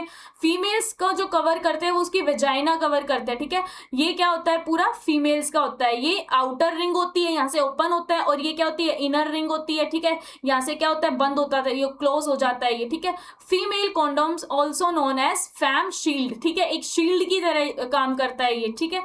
दे prevent pregnancy as well as STDs, sexually transmitted disease, ठीक है। ये क्या करता है, प्रिवेंट करता है किसको, सेक्सुअल ट्रांसमिटेड डिजीज को भी, ये प्रेगनेंसी को, अनवांटेड प्रेगनेंसी को तो क्या करेगा ही करेगा, रोके ही रोकेगा, और उसके बाद किसको भी प्रिवेंट करता है ये, सेक्सुअली ट्रांसमिटेड डिजीज, जैसे कि वो HIV वगैरह, इन सबको भी क्या करता है, ये रोकता है। तो बेटा ये बहुत अच्छे हैं, बहुत मतलब लोगों को यूज करना चाहिए, ठीक है। इनको देखो अभी दिखा रखा है, ये आपने ये कॉन्डम्स दिखा रखे हैं आपके NCERT की जो लाइन है, very high during this periods is called the fertility period, okay, यहाँ से है आपका, ये पूरा दिखा रखा है, ये पूरा लाइनिंग आपको पढ़नी है कि किस किस वजह से होते हैं। देन इसके बारे में बता, the barrier method, ovum and sperm are prevented from physically meeting with the help of barrier, such methods are available for both males and females condoms. जो आपको दिखा रखे हैं फिगर के अंदर, ये क्या है, फीमेल का है, और ये क्या है, मेल का है, ठीक है। Are barrier made up of thin rubber latin sheet that are used to cover the penis in the male और vagina and cervix in the female, ठीक है। फीमेल्स के अंदर क्या कवर करता है, वेजाइना और सर्विक्स क्या करता है, ये कवर करता है, just before the coitus, so that the ejaculated semen would not be enter into the female, ठीक है। इजैकुलेटेड सीमेन किसके अंदर नहीं पहुंच पाता है, वो फीमेल के अंदर नहीं पहुंच पाता है जब हम ये यूज करते हैं तब, ठीक है। नेक्स्ट क्या होता है, जो निरोध है, निरोध क्या है, is a popular brand of condom used by male in India, ठीक है। निरोध बहुत ही पॉपुलर ब्रांड है एक कॉन्डम की, जो कि इंडिया के अंदर यूज की जाती है मेल्स के लिए, ठीक है। कॉन्डम्स क्या होते हैं, नॉन रीयूजेबल होता है बेटा, वो एक बार ही यूज में आते हैं, बार बार यूज में नहीं आते हैं, ठीक है। नेक्स्ट आता है आपका सर्विकल कैप्स, वोल्स और डायफ्राम्स, ठीक है। ये क्या होता है, मेड ऑफ रबर होता है, only for females and covers the cervix in female, ठीक है। ये मेल्स के लिए नहीं होता है, ये सिर्फ किसके लिए होता है, फीमेल्स के लिए होता है। इनके इस तरीके की शेप होती है, ठीक है, डायफ्राम शेप इस तरीके का होता है ये क्या होता है, रीयूजेबल होता है। ये क्या करता है, प्रिवेंट ओनली प्रेगनेंसी को ओनली प्रिवेंट करता है, ये STDs को प्रिवेंट नहीं करता है, क्योंकि ये किसको कवर कर रहा होता है, सिर्फ ओनली सर्विक्स को कवर कर रहा होता है, ठीक है। STDs can't be prevented as vagina is still exposed, यहाँ पे क्या है, वजाइना स्टिल क्या है, एक्सपोज्ड है, वो वजाइना को कवर नहीं करता है, सिर्फ किसको कवर करता है, सर्विक्स को कवर करता है। तो फिर इससे STDs का फैलने का इसमें खतरा होता है, ठीक है। और ये रीयूजेबल भी है, तो बेटा सबसे अच्छा, इनसे अच्छा क्या है, कॉन्डम्स है, वो यूज करें तो, ठीक है। ये भी एक मेथड है, तो मैंने आपको बता दिया। अब देखते हैं हम केमिकल मेथड्स। देखो केमिकल मेथड्स हैं तो फिर थोड़े बहुत साइड इफेक्ट इसके आएंगे, ठीक है बेटा। केमिकल ही नाम आ गया तो साइड इफेक्ट तो आए ही आएगा, ठीक है, उसको किया जा रहा है। इसमें क्या आते हैं, cream, jellies, foams available in market, ठीक है। इसमें क्या होता है, क्रीम, जेलीज और फोम्स क्या मार्केट के अंदर अवेलेबल है। Having chemical likes boric acid, citric acid that has spermicidal effect, kill the sperm, sperm को क्या कर देती है, ये किल कर देती है, ठीक है। Use along with barrier methods to high affinity, okay. Next आता है आपका IUCDs, मोस्ट इंपॉर्टेंट, इसके ऊपर क्वेश्चन बनेगा, ठीक है, बहुत इंपॉर्टेंट है, इसके ऊपर बनेगा, ठीक है। ये क्या है, इंट्रा यूटेराइन डिवाइस, IUDs, जैसे, और क्या है, इंट्रा यूटेराइन कॉन्ट्रासेप्टिव डिवाइस। आपको नाम से ही पता चल रहा है, यूटेराइन मतलब किसमें प्लेस किया जाएगा, ये यूट्रस के अंदर, ठीक है। Placed in uterus, not safe inserted, placed by the expert doctor nurses in the uterus, ठीक है। खुद से सेल्फ इंसर्ट नहीं करते हैं हम इसको, किससे, एक्सपर्ट डॉक्टर और नर्स से क्या कराते हैं, हम इसको अंदर इंसर्ट कराते हैं, ठीक है। और किसके अंदर इंसर्ट कराते हैं, हम इसको यूट्रस के अंदर इंसर्ट कराते हैं, ठीक है। Available in different shape and made of stainless steel, ठीक है। डिफरेंट डिफरेंट शेप के अंदर अवेलेबल होता है ये, और क्या बनाता है ये, stainless steel, copper wire, plastic etcetera, इन सबसे क्या होता है, बना होता है ये। Widely accepted method of contraceptive in India, सबसे ज्यादा क्या होता है, एक्सेप्टेड मेथड है इंडिया के अंदर, ठीक है। मोस्ट कॉमनली लोग इसको यूज करते हैं, ठीक है। Usually used by those who want space 2 to 3 year between child. Most commonly कौन से कपल्स यूज करते हैं इनको, जो अपने बच्चे के बीच में 2 से 3 साल का क्या करना चाहते हैं, गैप करना चाहते हैं, वो इसको यूज करते हैं, ठीक है। पहले बच्चा हो गया, उसके 2 से 3 साल वो गैप देना चाहेंगे, उसके बाद वो बच्चा करना चाहेंगे, ठीक है। उसमें क्या यूज करते हैं वो, IUDS या फिर IUCDS, इंट्रा यूटेराइन डिवाइसेस, ठीक है, intra uterine contraceptive device, okay. Next ये हमने दिखा रखे हैं इसके कुछ एग्जांपल, देखो इस तरीके से यूज होता है। यहाँ पे क्या होती है, कॉपर वायर होती है, ये एक थ्रेड लाइक होता है। यहाँ पे एक स्ट्रक्चर भी दिखा रखा है आपका कॉपर वायर, जो आपका NCERT का एग्जाम्पल है, ठीक है। यहाँ पे क्या दिखा रखा है आपका, कुछ एग्जाम्पल्स दिखा रखे हैं। फर्स्ट क्या है, IUDS किस किस तरीके से होता है, इसके 3 मेथड है। फर्स्ट है इंसर्ट और नॉन मेडिकेटेड IUDS, ठीक है। इसका क्या एग्जाम्पल आ जाएगा, लिपल्स लूप आ जाएगा। नेक्स्ट है कॉपर रिलीजिंग IUDS, इसका एग्जाम्पल है CUT, CU7 और मल्टी लोडेड 375। इतना ही बेटा ये दे रखा है NCERT के अंदर, जिसके ऊपर क्वेश्चंस बनेगा। हार्मोनल IUDS क्या होता है, एग्जाम्पल है इसका क्या है, प्रोजेस्टेरोन LNG20, क्या होता है ये, रेजिट्रल 20, ठीक है बेटा। इसके ऊपर आपको क्वेश्चंस किस तरीके से पूछा जाएगा कि जो आपका कॉपर रिलीजिंग IUDS है, इसका क्या एग्जांपल है, ठीक है। उसका एग्जांपल क्या आ जाएगा, CUT, CU7 और मल्टी लोड 375, इस तरीके से आपका क्वेश्चन आएगा, ठीक है। ये आपने देख लिया, कॉपर वायर है, नीचे एक थ्रेड लटका होता है, ये यूट्रस में, ये इस तरीके से यूट्रस में क्या कर दिया जाता है, इंसर्ट कर दिया जाता है, डॉक्टर और नर्स एक्सपर्ट के द्वारा, सेल्फ इंसर्ट नहीं होता है ये, ठीक है। नेक्स्ट देखते हैं हम इंसर्ट IUDs, ठीक है। एक एक बारे में बता रखा है ये, एक एक के बारे में क्या है ये। When placed in uterus cause the inflammation, ठीक है, क्या करता है ये, स्वेलिंग करता है, ठीक है। Female release chemicals that increase phagocytosis in sperm, ठीक है। ये फीमेल्स के अंदर क्या करता है, कुछ केमिकल रिलीज करता है, तो जो कि क्या करता है, फैगोसाइटोसिस मतलब वो क्या कर लेता है, खा लेता है, स्पर्म्स को क्या कर लेता है, खा लेता है, ठीक है। स्वेलिंग क्रिएट करता है बेटा। अब साइड इफेक्ट तो कुछ ना कुछ होगा ना थोड़ा बहुत इसका, तो ठीक है।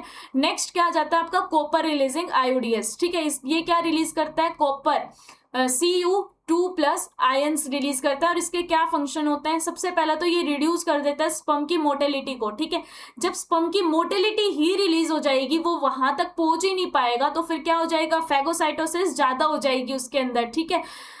फैगोसाइटोसिस उसके अंदर ज्यादा हो गई, रिड्यूस कर दिया उसने स्पर्म की मोटिलिटी को। सेकंड क्या कर दिया उसने, it reduce the fertilising ability of sperm, ठीक है। ये फर्टिलाइजिंग, उसको फर्टिलाइज करने के लिए क्या कर देते हैं, स्पर्म को, उसके अंदर तो जा रहा है लेकिन उसके अंदर क्या नहीं है, फर्टिलाइजिंग एबिलिटी ही नहीं है स्पर्म के अंदर, ठीक है। ये क्या होता है कि by altering certain proteins on the sperm plasma membrane, आपने देखा था कि स्पर्म का जो ऊपर का एग्रोसोमल जो पार्ट था, उसके ऊपर काफी सारी प्रोटीन्स होती है, ठीक है। उसको क्या कर देते हैं, खत्म कर देते हैं उसकी एबिलिटी को, जिससे वो क्या, फर्टिलिटी एबिलिटी ही उसके अंदर खत्म कर देते हैं, ठीक है। उसकी वजह से क्या नहीं हो पाता है, फिर आपका प्रेगनेंसी नहीं हो पाती है, ठीक है। नेक्स्ट आपका क्या आ जाता है कि हार्मोनल IUDS होता है, ठीक है। IUDS दैट रिलीज हार्मोन्स, जो कि क्या रिलीज करते हैं, हार्मोन्स रिलीज करते हैं, ठीक है। इसके अंदर क्या आ गया आपका, मेनली ये देखो आपका यहाँ पे क्या है, यूट्रस है, ठीक है। यूट्रस के अंदर सबसे पहले क्या है आपका, ओवरी के अंदर आपकी एक एक जगह पे बताया गया है। सबसे पहले ओवरी के अंदर बताया गया है, फिर आपकी फेलोपियन ट्यूब के अंदर बताया गया है, फिर आपका यूट्रस के अंदर बताया गया है, फिर आपका सर्विक्स के अंदर बताया गया, ठीक है। ये क्या करता है, प्रिवेंट करता है प्रेगनेंसी को by altering the cervix mucus and making the uterus unsuitable for implantation. और उसके यूट्रस को क्या कर देगा, अनसुटेबल कर देगा, ठीक है। किसके लिए, जो भी इम्प्लांटेशन वहां पे होगा उसके लिए क्या कर देगा, बिल्कुल ही अनसुटेबल कर देगा, जो सर्विक्स जो म्यूकस होगा उसको क्या कर देगा, अल्टरिंग कर देगा उसकी। तो सबसे पहले ओवरी के अंदर ये क्या करता है, effect on ovary an ovulation कर देगा, एब्सेंस कर देगा ओवुलेशन का, ठीक है। उसके बाद क्या करेगा वो, फेलोपियन ट्यूब के अंदर क्या कर देगा, रिड्यूस फेलोपियन मोटिलिटी, ठीक है। उसके जो सीलिया होते हैं ना, जिसको ओवम को ऊपर पहुंचाते हैं, उसकी क्या कर देगा, मोटिलिटी को कम कर देगा वो, ठीक है।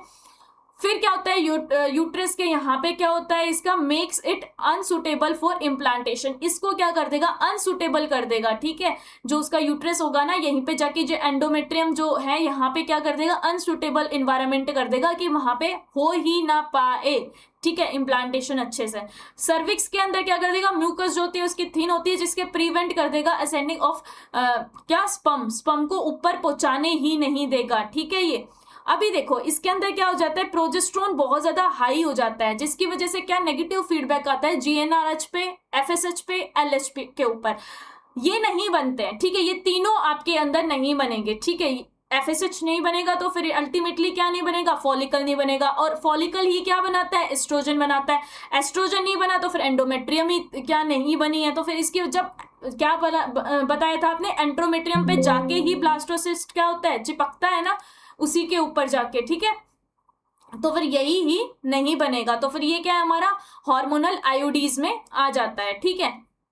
नेक्स्ट हम देखते हैं ओरल कॉन्ट्रासेप्टिव, इसको पॉपुलरली नॉन एज पिल्स, इसको हम क्या बोलते हैं, पिल्स भी बोलते हैं। और ओरली आपको पता ही चल रहा होगा, ओरल का मतलब आप ओरली इसको क्या कर सकते हो, ले सकते हो। Available in the form of tablets, tablets की फॉर्म में आती है ये, और ये दो टाइप की होती है, कौन सी, एक स्टेरॉइड पिल होती है और एक नॉन स्टेरॉइड पिल होती है। नॉन स्टेरॉइड पिल हमने जो पीछे डिस्कस किया क्या थी, वो सहेली थी, ठीक है। इसके बारे में हम डिस्कस करेंगे और अच्छे से अभी आगे, ठीक है। स्टीरॉइड पिल्स के अंदर क्या आ जाएगी, दो टाइप की होती है, एक होती है प्रोजेस्ट्रॉन और ओनली प्रोजेस्ट्रॉन पिल्स होती है, ठीक है। और एक होती है कंबाइंड पिल्स, जिसके अंदर क्या होती है, प्रोजेस्ट्रॉन और एस्ट्रोजन दोनों कंबाइन में होती है। क्या होती है, एक तो ओनली प्रोजेस्ट्रॉन होती है और एक होती है दोनों कंबाइन में आ जाती है, प्रोजेस्ट्रॉन और एस्ट्रोजन, ठीक है। इसके अंदर क्या आता है, वर्क लाइक हार्मोन, आईयूडीएस। प्रोजेस्ट्रॉन किस तरीके से वर्क करती है, जिस तरीके से हार्मोन्स करते हैं, जो हमने पीछे पढ़ा आईयूडीएस की तरह, ठीक है। Working of steroid pills, combined pills, doses it is taken for a 21 days starting within first 5 days of menstrual cycle। इसको क्या करते हैं, जो menstrual cycle जब होती है 5th डे के बाद, इसको हम कंटिन्यूस देते हैं 21 डेज तक, ठीक है।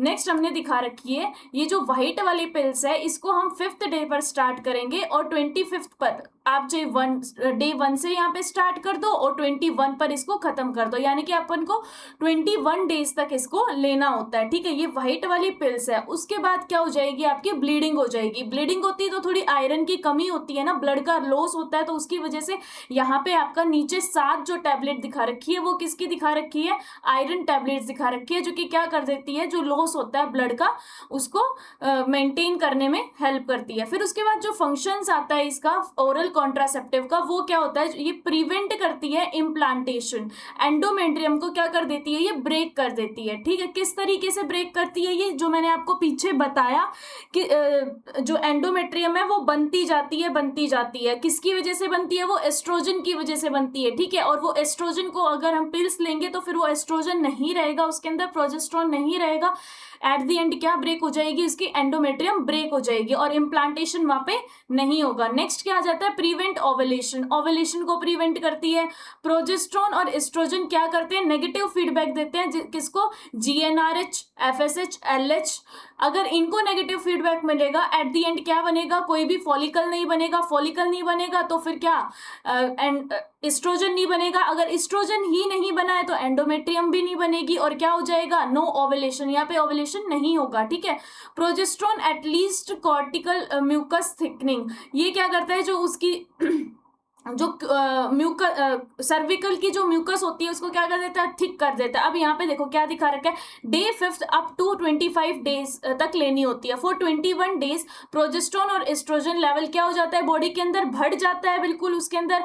For 21 days makes the endometrium, वहां पे क्या होती है, एंडोमेट्रियम बनती है। आफ्टर 20 डेज अगर हम पिल्स लेनी बंद कर देते हैं तो फिर क्या होगा, प्रोजेस्टेरोन और एस्ट्रोजन नहीं बनेगा, जिसकी वजह से एंडोमेट्रियम क्या हो जाएगी, ब्रेक हो जाएगी। जब हमारी बॉडी में प्रोजेस्टेरोन और एस्ट्रोजन बन ही नहीं रहा है, हमने पिल्स लेनी छोड़ दी है, तो फिर ये ब्रेक हो जाएगी। ब्रेक होने के कारण क्या होगा, इसके ब्लीडिंग होगी। Only menstrual bleeding phase of menstrual cycle seen, ठीक है, ये क्या दिखाई देगा। After a gap of 7 days continue again, 7 दिन के गैप के बाद हम इसको कंटिन्यू अगेन कर सकते हैं। उस 7 दिन के दौरान हमारे नीचे एक ये आती है जो व्हाइट कलर की पिल्स है, ये 21 डेज की है, और नीचे जो पिल्स आती है रेड कलर वाली वो 7 डेज की होती है, जो कि किसको, आयरन टेबलेट्स होती है, ब्लड को लॉस होता है उसको क्या करती है, मेंटेन करती है वो बॉडी के अंदर, ठीक है। अब इसका क्या होता है, working of non steroid pills, ठीक है, इनका वर्किंग किस तरीके से होता है, जैसे कि हमने बहुत ही इजी एग्जांपल पढ़ा, वन एंड ओनली क्या, सहेली, जो कि बहुत अच्छी है बेटा, वो वाली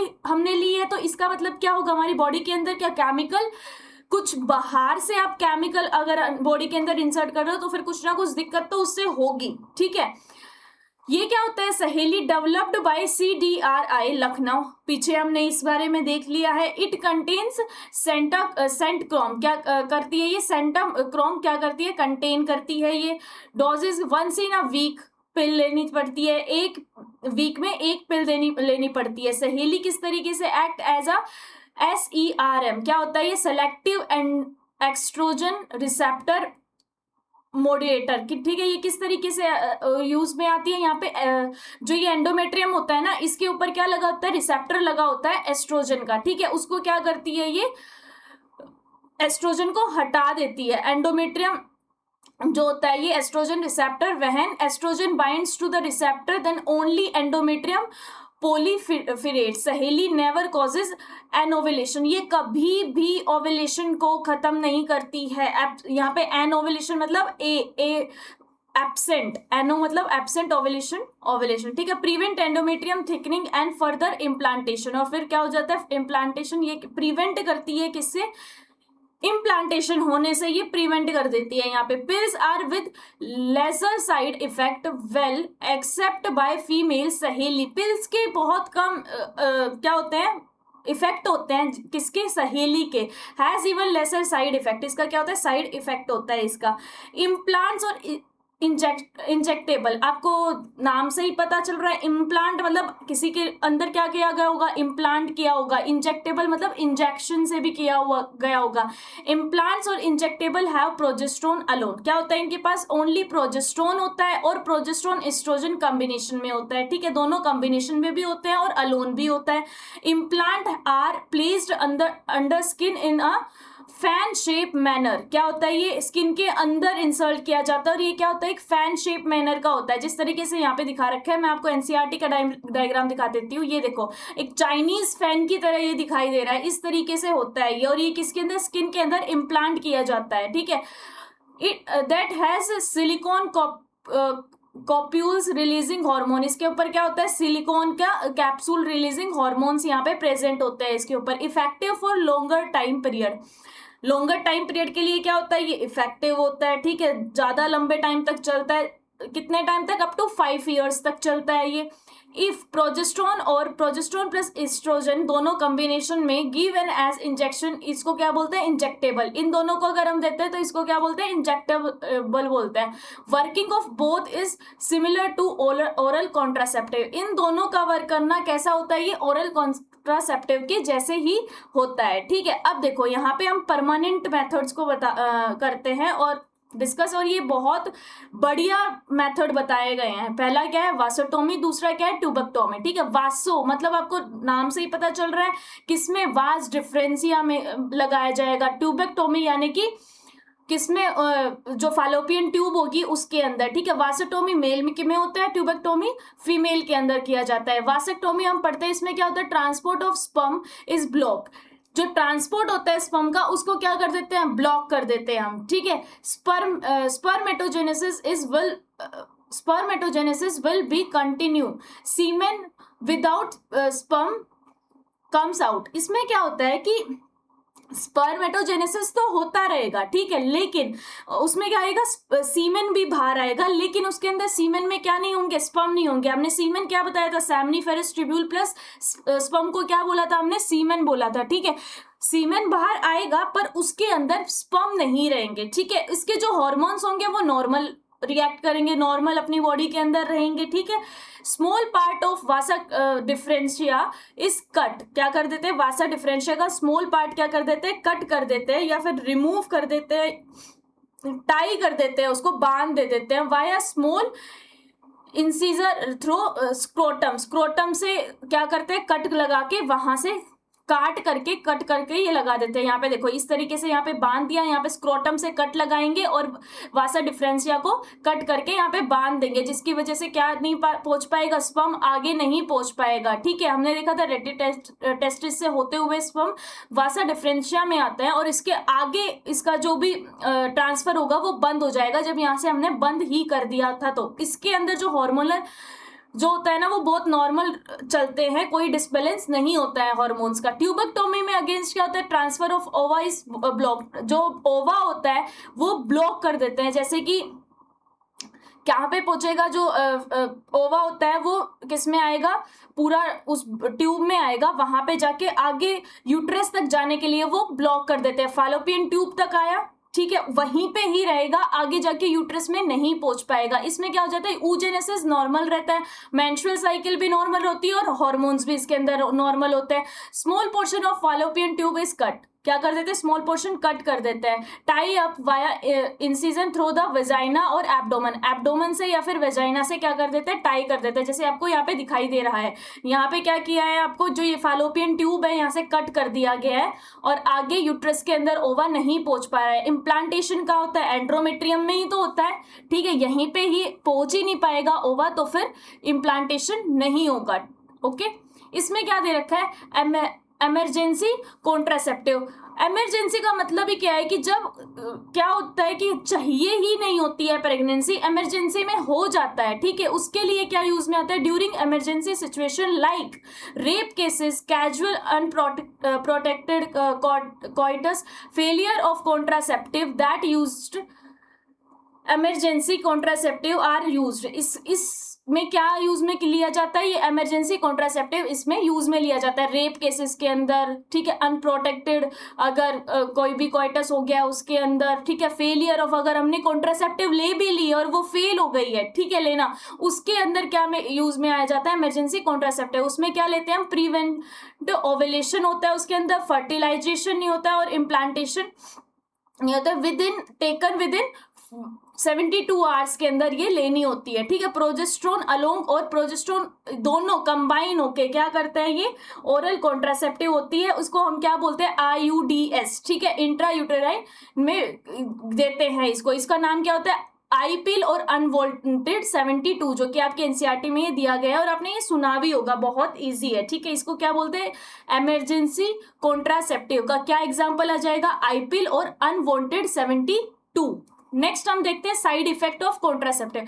अब अगर अंदर क्या केमिकल्स इंसर्ट हो रखे हैं तो फिर कुछ साइड इफेक्ट तो आपका आएगा ही आएगा ना, तो क्या आएगा इसका, नोजिया होगी, इररेगुलर मेंस्ट्रुअल साइकिल, बहुत बार फीमेल्स के अंदर इररेगुलर मेंस्ट्रुअल साइकिल भी होती है, breakthrough bleeding, spotting between menstrual cycle, मतलब ब्रेक थ्रू हो जाए, ब्लीडिंग हो जाएगी बीच में, ठीक है, मेंस्ट्रुअल साइकिल भी नहीं होगी, बीच के अंदर ही क्या हो जाएगी, ब्लीडिंग भी हो सकती है इसकी, एब्डोमेन में पेन होगा, थ्रो रेयर ब्रेस्ट कैंसर भी हो सकती है, रेयर है पर हो सकती है ये ब्रेस्ट कैंसर भी इसके अंदर, ठीक है। नेक्स्ट हम पढ़ते हैं MTP, medical termination of pregnancy, ठीक है। इसके अंदर क्या आता है, दीज आर वॉलेंट्री अबॉर्शंस, ये वॉलेंट्री है, ठीक है, इनवॉलेंट्री नहीं है, ये वॉलेंट्री है। Induce abortions worldwide 45 to 50 million MTPs are performed per year. इसको हम खुद से करा सकते हैं, ठीक है, पूरे वर्ल्ड वाइड में 45 to 50 मिलियंस एमटीपीज परफॉर्म होती है, which is approximately 1/5 of total conceiving pregnancies. ठीक है, इसके अंदर क्या आता है, कंट्रोल पॉपुलेशन, ये पॉपुलेशन को कंट्रोल करती है, but was not aim of MTP, पर ये एम नहीं है एमटीपी का कि भाई अगर हमें पॉपुलेशन कंट्रोल में लेके आनी है तो फिर हम क्या करा लें, एमटीपी करा लें, मेडिकल टर्मिनेशन ऑफ प्रेगनेंसी करा लें, ये इसका अल्टीमेट एम नहीं होता है। ठीक है, एम नहीं है इसका। MTP are to be performed during following situations, कब कब परफॉर्म, इस सिचुएशन में हम इसको करा सकते हैं। पहला क्या है, रेप केस के अंदर। दूसरा, फेलियर ऑफ कॉन्ट्रासेप्टिव वर्किंग, दूसरा जब हमने कॉन्ट्रासेप्टिव वर्क नहीं किया उस केस के अंदर। रिस्क टू मदर और फ्यूटस एक्सेट्रा, मदर को और फीटस को दोनों को रिस्क है, उस केस में हम क्या करा सकते हैं, अबॉर्शन जिसको बोलते हैं, अबॉर्शन करा सकते हैं। पहला रेप केस के अंदर,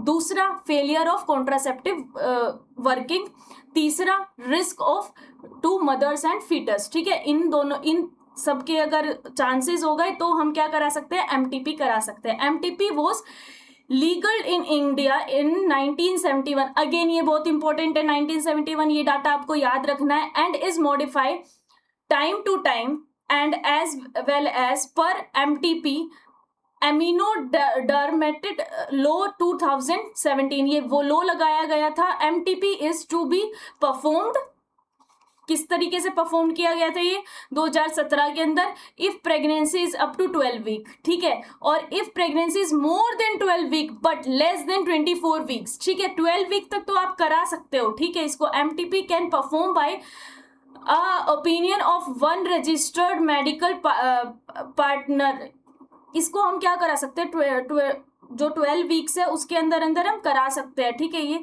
और if the pregnancy is more then, किसने 12 वीक से ज्यादा हो गई और 24 वीक से कम हो गई तो फिर क्या होता है, can be performed but 2 registered medical practitioner can be common opinion. इसके ग्राउंड बेसिस क्या हो सकते हैं, दोनों के लिए, मेल और फीमेल के लिए, दोनों के लिए क्या हो सकते हैं, इसके क्या होता है, such pregnancy life risk to mother, mother को लाइफ रिस्क हो सकता है। Physical and mental injuries to mother, mother को फिजिकल और मेंटली दोनों इंजर हो सकते हैं। ठीक है, और फीटस भी फिजिकल और मेंटली क्या हो सकता है, इसमें इंजर हो सकता है। ठीक है, foetus can be seriously handicapped, इसके अंदर क्या हो सकता है कि जो फीटस होता है वो हैंडीकैप्ड भी हो सकता है अगर हम इन वीक्स में क्या कराते हैं, अबॉर्शन कराते हैं तो।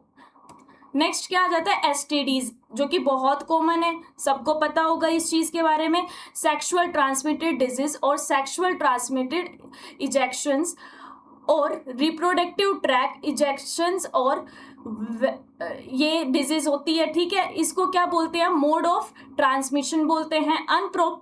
Unprotected sexual intercourses with the infected person, जब हम प्रोटेक्शन यूज नहीं करते हैं और कोई जो इन्फेक्टेड पर्सन के साथ क्या कर लेते हैं, हम इंटरकोर्स कर लेते हैं, तब क्या होता है, ये एसटीडीज फैलती है। ठीक है, hepatitis B and HIV AIDS also spread by infected needleless, क्या होता है, हेपेटाइटिस बी, HIV एड्स, ये सब क्या होता है, फैलते हैं किसमें, इन्फेक्टेड नीडल्स के, जब हम इन्फेक्टेड नीडल्स भी उसमें यूज कर लेते हैं, तब भी इन्फेक्टेड ब्लड को यूज कर लेते हैं ट्रांसफ्यूजन के लिए, और infected mother to the child, mother से चाइल्ड में भी फैल जाता है। मैक्सिमम ये किस में फैलता है, ये एज ग्रुप के अंदर 15 से 24 साल का जो एज ग्रुप होता है उसके अंदर ये फैलता है। ठीक है, नेक्स्ट हमारा अर्ली सिम्टम्स क्या होते हैं, इसके अंदर जो माइनर होते हैं, और सम फीमेल्स में रिमेन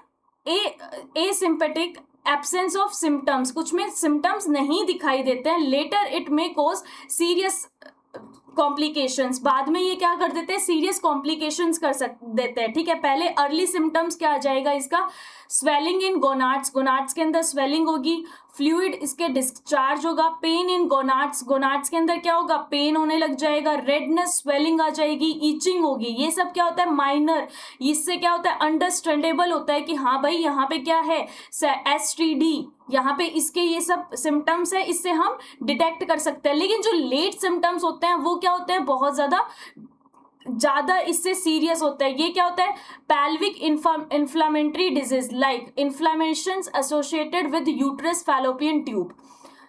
एक्टोटॉपिक प्रेगनेंसी हो जाती है। एक्टोटॉपिक प्रेगनेंसी क्या होती है कि एक्टोमेट्रियम जो होता है, एंडोमेट्रियम होता है, उसकी जगह कहीं पे भी जाके क्या इम्प्लांटेशन हो जाना, इम्प्लांटेशन अगर anywhere else other than ectoderm, ठीक है, एक्टोडर्म के एंडोडर्म के अलावा कहीं और पे इम्प्लांटेशन हो जाना, उसको हम एक्टो प्रेगनेंसी बोलते हैं। और ये क्या होती है, बहुत ज्यादा दिक्कत क्रिएट कर देती है फीमेल्स के अंदर। इनफर्टिलिटी हो जाएगी इसके अंदर, stillbirth, born child death, क्या हो जाएगी, चाइल्ड का डेथ भी हो सकती है इसके अंदर, अबॉर्शन भी हो सकता है, even cancer of reproductive tract के अंदर क्या हो सकती है, कैंसर भी हो सकती है। तो फिर ये क्या थे, एसटीडी के सिम्टम्स थे, अर्ली और लेट सिम्टम्स थे। अब कुछ एनसीईआरटी के अंदर ये कुछ दिया हुआ है, जो कि ये 3 है, ये क्या है, बैक्टीरिया वाली डिजीज है, और नीचे 3 है वायरस वाली है, और एक क्या है, प्रोटोजोआन वाली है, ठीक है, जिसमें से आपकी एचआईवी एड्स दी हुई है, जो कि इंपॉर्टेंट है, ह्यूमन इम्यूनो डिफेंस वायरस, ठीक है, एचआईवी के कारण, एड्स किसके कारण होता है, एचआईवी के कारण होता है। ये सब आपको एक बार पढ़ के देख लेनी है कि किस तरीके से होता है।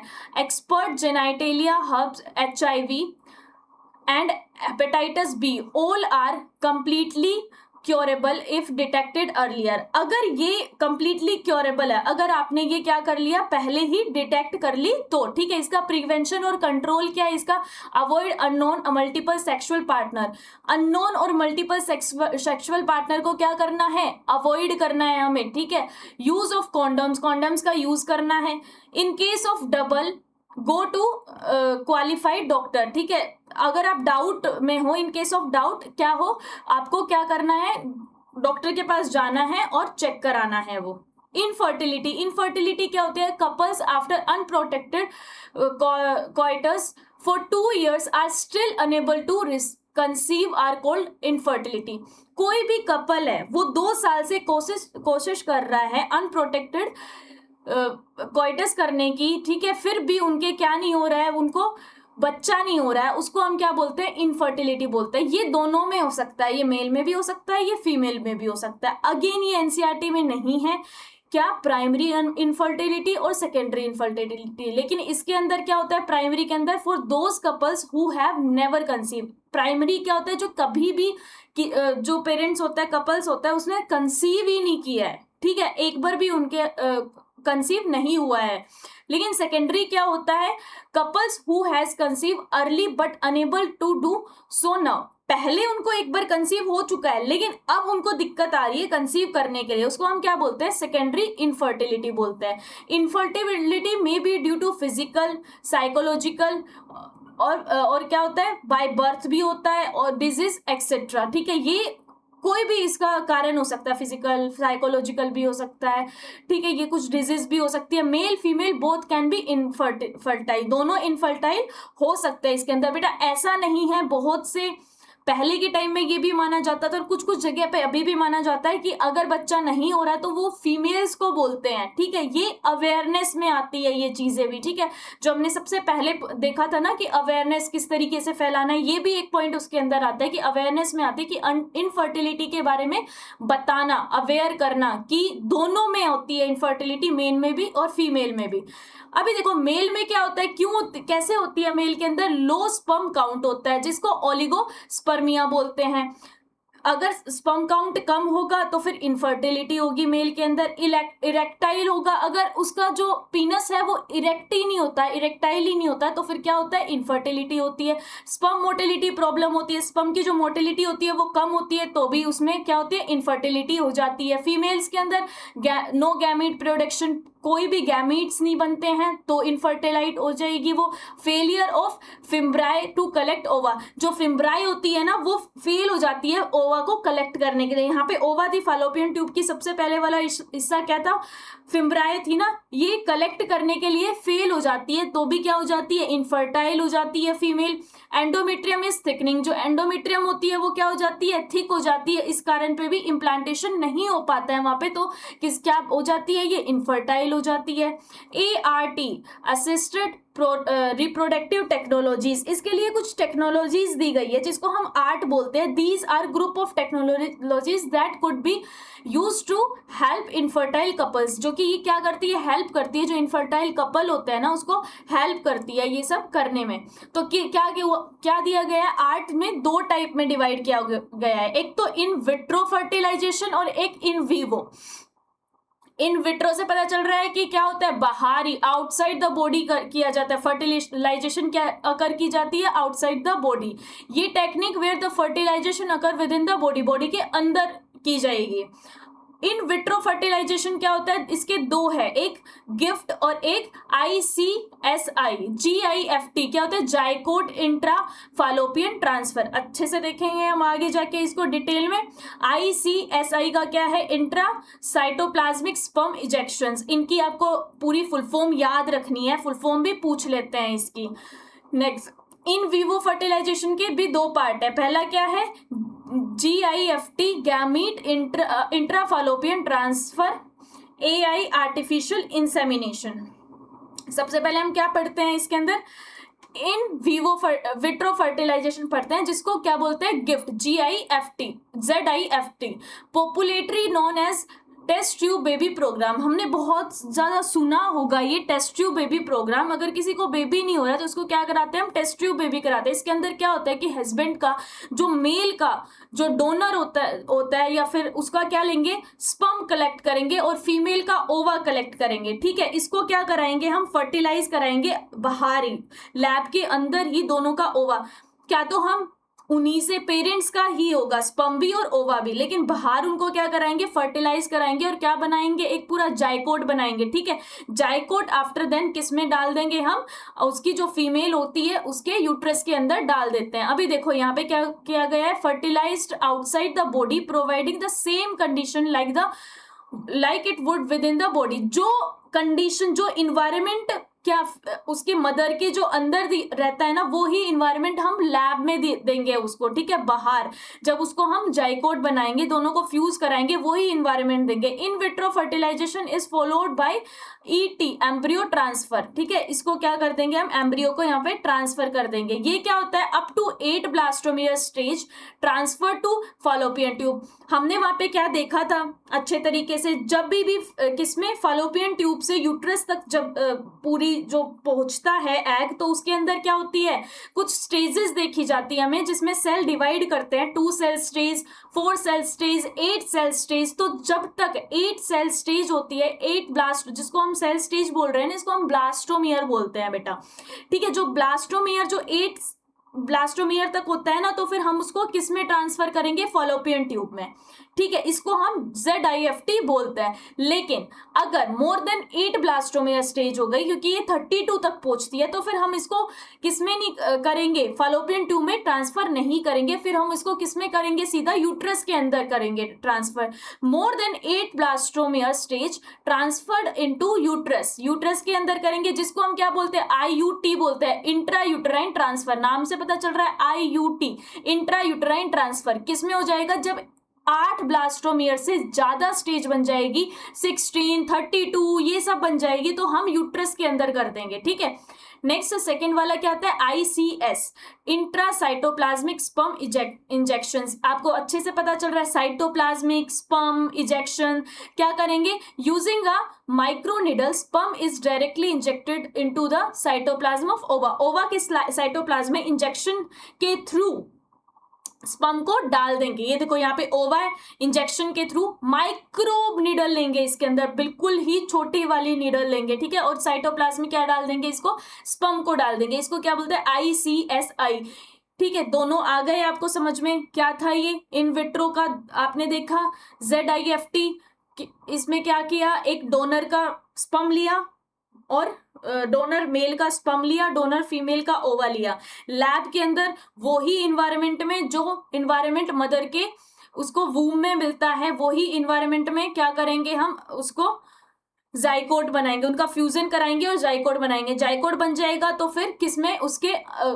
अंदर, फीमेल के अंदर उसको इंसर्ट कर देंगे। जब तक 8 ब्लास्टोमियर स्टेज तक है, तो फिर हम उसको कहाँ पे इंसर्ट करेंगे, वहां पे ट्रांसफर करेंगे, फैलोपियन ट्यूब तक ट्रांसफर करेंगे। और अगर 8 ब्लास्टोमेयर से ज्यादा हो जाती है वो सेल स्टेज 16 32 ये हो जाती है, तो फिर हम उसके यूट्रस में करेंगे, जिसको हम क्या बोलते हैं, IUT बोलते हैं, इंट्रा यूटराइन ट्रांसफर बोलते हैं। नेक्स्ट हमारा सेकेंड आता है इसके अंदर ICSI, जिसको हम बोलते हैं इंट्रासाइटोप्लाज्मिक स्पर्म इंजेक्शंस, जो क्या करते हैं, ओवा के साइटोप्लाज्म में माइक्रो निडल की हेल्प से क्या कर देते हैं, स्पर्म को इसके अंदर इंजेक्ट कर देते हैं। नेक्स्ट हमारा आता है इन वीवो। इन वीवो का मतलब ही क्या होता है, ये अंदर होता है, ठीक है, बॉडी के अंदर होती है ये सब चीजें।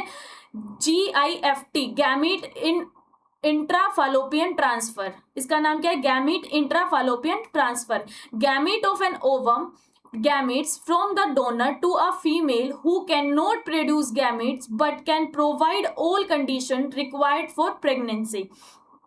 इसमें क्या होता है कि वो ओवा प्रोड्यूस नहीं कर पा रही है, ठीक है, पर वो प्रेगनेंसी प्रोड्यूस कर पा रही है, तो हम किसी और का ओवा, डोनर फीमेल जो है, ठीक है, जो फीमेल है उसके उसमें क्या कर देंगे, इजेक्ट कर देंगे, ठीक है। नेक्स्ट आता है AI, artificial insemination, where there is oligospermia और erectile dysfunction, sperm is collected from partner. इसमें क्या होता है, जो स्पर्म होता है ना वो मोटाइल होता है, ठीक है, इसमें क्या कंडीशन देखी जाती है, ओलिगोस्पर्मिया की कंडीशन देखी जाती है। जो स्पर्म होता है वो इरेक्ट नहीं हो पाता है अच्छे तरीके से, तो फिर क्या करेंगे, बाहर से स्पर्म कलेक्ट करेंगे फ्रॉम द पार्टनर और donor and transfer to the artificially either the into the vagina और इनटू द यूट्रस। किसके अंदर, डोनर से हम स्पर्म को कलेक्ट करेंगे और किसमें, फीमेल की वेजाइना के अंदर या फिर यूट्रस के अंदर इंसर्ट कर देंगे, जिसको हम बोलते हैं IUT, इंट्रा यूटराइन इंसेमिनेशन बोलते हैं। इनमें कंफ्यूज नहीं होना, ये IUT है, वो IUT ये इंट्रा यूटराइन ट्रांसफर है, ये इंट्रा यूटराइन इंसेमिनेशन है, इसमें कंफ्यूज नहीं होना है बिल्कुल भी, ठीक है। नेक्स्ट इसमें क्या दे रखा है, surrogacy is a case where a female carries the child of other couples and only carries the pregnancy। Surrogacy क्या होती है कि भाई जो फीमेल्स है ना, जो दूसरी फीमेल है वो किसी दूसरी फीमेल का जो बच्चा है वो अपने कैरी करेगी, ठीक है, अपने अंदर कैरी करेगी सिर्फ प्रेगनेंसी के लिए, जो कि वो क्यों नहीं कैरी कर पा रही है, क्योंकि उसके अंदर जो इन्वायरमेंट है बच्चे को वो नहीं मिल पा रहा है, ठीक है। Sterile can not produce child at all, जो स्टेराइल होता है वो चाइल्ड को प्रोड्यूस नहीं कर पाता है, ठीक है। ये था। अब बेटा हम कुछ क्वेश्चंस देखते हैं इसके, ठीक है। फर्स्ट क्वेश्चन क्या है इसका, What is सहेली एंड हु डेवलप इट। पहला क्या है, सहेली क्या है और किसने इसको डेवलप किया था। अ new oral contraceptive for female developed by scientist at the central drug research institute CDRI इन लखनऊ। बिल्कुल सही है, पहला ऑप्शन इसके अंदर सही है, पहले का क्या आ जाएगा, फर्स्ट ऑप्शन आ जाएगा, ठीक है। नेक्स्ट है, what was the world population around 1900 and what did it reach by 2011। मैंने बहुत जोर देके इस पे आपको बार बार 2 बार रिवाइज कराया था, इसके ऊपर क्वेश्चन बनता है, ठीक है। क्या हो जाएगा आपका, वर्ल्ड पॉपुलेशन क्या थी 1900 में और फिर क्या हो गई 2011 में, क्या हो गई थी आपकी 2 बिलियन से 7.2 बिलियन हो गई थी, ठीक है। ऑप्शन नंबर 3 इसका करेक्ट आंसर हो जाएगा। नेक्स्ट क्वेश्चन नंबर 3 देखते हैं, ऑप्शन नंबर 3 करेक्ट हो जाएगा। क्वेश्चन नंबर 3 देखते हैं, all the given statement are correct except 1। इनमें से कोई एक गलत है, बाकी सब ठीक है। According to the periodic abstinence day 10 to 17 is the fertility period during the menstrual cycle. बिल्कुल सही है, 10 से 17 हमने देखा फर्टिलिटी पीरियड होता है, उस टाइम पे क्या ओवुलेशन होने के सबसे ज्यादा चांसेस होते हैं, ठीक है। Lactation amenorrhoea is based on the absence of ovulation and menstrual cycle during intense lactation following child birth. बिल्कुल ये भी सही है, लैक्टेशन के टाइम पे क्या नहीं होता है, ओवुलेशन एंड मेंस्ट्रुअल साइकिल यहाँ पे बंद रहती है, ठीक है। नेक्स्ट है, lactational amenorrhea is considered effectively up to 6 month following the child birth. बिल्कुल सही है, चाइल्ड बर्थ के क्या होता है 6 महीने तक ये इफेक्टिव रहता है। फिर है, इनएबिलिटी टू कंसीव और produce children even after 1 month of unprotected sexual cohabitation is called infertility. नहीं, ये बिल्कुल गलत है, फोर्थ वाला गलत है, बाकी ऊपर के 3 सही है। ठीक है, क्वेश्चन नंबर 4 देखते हैं। हमें एक्स और वाई आइडेंटिफाई करना है। इसके अंदर blanks is administered orally in the form of tablet and required daily intake for 21 days followed by 7 days gap. तो फिर क्या आ जाएगा इसके अंदर? कॉन्ट्रासेप्टिव पिल्स हम लेते हैं कितने, 21 दिन तक, और 7 दिन का गैप लेते हैं, फिर उसके बाद कंटिन्यू करते हैं। ठीक है, यहाँ पे क्या है? कॉन्ट्रासेप्टिव पिल, थर्ड नंबर सही आ जाएगा। नेक्स्ट क्या है? Contraceptive pills primary prevent pregnancy by preventing ovulation. बिल्कुल सही है, ऑप्शन नंबर 3 इसका करेक्ट आ जाएगा। 5th देखते हैं हम। इसके अंदर क्या दे रखा है? Select the option with the correct statement. Correct statement इसके अंदर बताना है। क्या आ जाएगा इसके अंदर? Progesterone is the most important component of oral contraceptive pill. Progesterone क्या है? मोस्ट इंपॉर्टेंट है इसके अंदर? नहीं बेटा, प्रोजेस्ट्रॉन नहीं होता है हाँ, प्रोजेस्ट्रॉन और एस्ट्रोजन हमने देखा था ना, कॉम्बिनेशन भी हो सकता है और प्रोजेस्ट्रॉन अकेला भी हो सकता है। ठीक है, तो पहला क्या है? बिल्कुल सही है। ओके, नेक्स्ट हम क्या देखेंगे इसके अंदर? Spermatogenesis is inhibited by आईयूडीएस। नहीं, ये गलत है। कॉपर रिलीजिंग आईयूडीएस इज, पहला सही है, यानी कि पहला इसके अंदर फर्स्ट और सेकंड में से सही आ जाएगा। ठीक है, copper releasing आईयूडीएस suppress sperm motility and fertility बिल्कुल सही है। स्पर्म मोटिलिटी को क्या कर देता है? ये कम कर देता है, जिससे ये भी बिल्कुल सही है। थर्ड वाला भी सही है। Diaphragm cervix caps are vaults and, बिल्कुल सही है, ये रीयूजेबल हो सकता है। तो फिर ऑप्शन नंबर 2 इसका बिल्कुल करेक्ट आंसर आ जाएगा। ठीक है, नेक्स्ट 6th देखते हैं हम। स्टेटमेंट देखते हैं। Natural methods work on the principle of avoiding chances of ovum and sperm meeting the fertile period of इस फॉर्म डे। बिल्कुल सही है, दोनों सही हो जाएंगे। स्टेटमेंट 1 एंड स्टेटमेंट 2 दोनों के दोनों सही हो जाएंगे। ऑप्शन नंबर 1 करेक्ट हो जाएगा इसका। ठीक है, 7th देखते हैं अभी हम। Sterile is an ideal contraceptive for the females who want to delay pregnancy. ठीक है, ये क्या? स्टाइलेशन एक आइडियल कॉन्ट्रासेप्टिव है? नहीं, ऐसी तो हमने कोई कॉन्ट्रासेप्टिव पढ़ी ही नहीं थी फीमेल के प्रेगनेंसी को डिले करने के लिए। Condoms are made up of latex sheets that are used to cover the penis. हाँ, ये बिल्कुल करेक्ट है सेकंड वाला, तो इसका ऑप्शन क्या हो जाएगा? थर्ड वाला हो जाएगा। Statement first is incorrect, statement second is correct. ठीक है, क्वेश्चन नंबर 8 देखते हैं अभी अपन। Cervix mucus is altered in quality of oral contraceptive. क्या है ये? बिल्कुल सही है पहली स्टेटमेंट। Oral pills have to be taken daily for a period of 7 days starting.